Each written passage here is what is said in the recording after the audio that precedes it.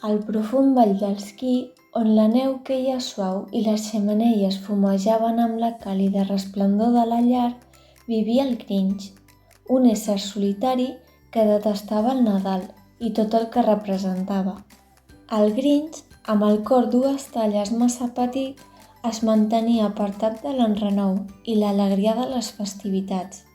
No obstant això, un any, alguna cosa va canviar al Grinch. Una espurna de curiositat va encendre el seu cor dur i va decidir emprendre un viatge amb la seva moto, una antiga i rovellada màquina que havia estat arramblada al cau durant anys. Amb el rugit del motor com la seva única companyia, el Grinch va partir cap al món exterior, decidit a explorar el significat del Nadal que tant detestava. A mesura que recorria els carrers, observava els llums parpellejants i els arbres adornats i la gent reunida en alegria.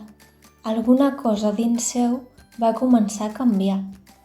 La seva primera parada el va portar a un petit llogaret on els nens jugaven a la neu i els adults intercanviaven somriures i salutacions càlides. El Grinch observava des de la distància, sentint una estranya sensació de nostàlgia i anhel. Podria el Nadal ser realment tan dolent com ell havia cregut? Va continuar el seu viatge trobant-se amb escenes de generositat i amor a cada racó del món del Nadal.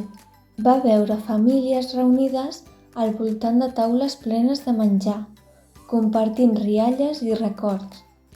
Va presenciar actes de bondat i solidaritat entre estranys, que s'unien per ajudar els menys afortunats.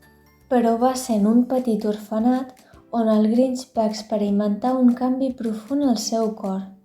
Va veure nens amb somriures radiants malgrat les dificultats que enfrontaven.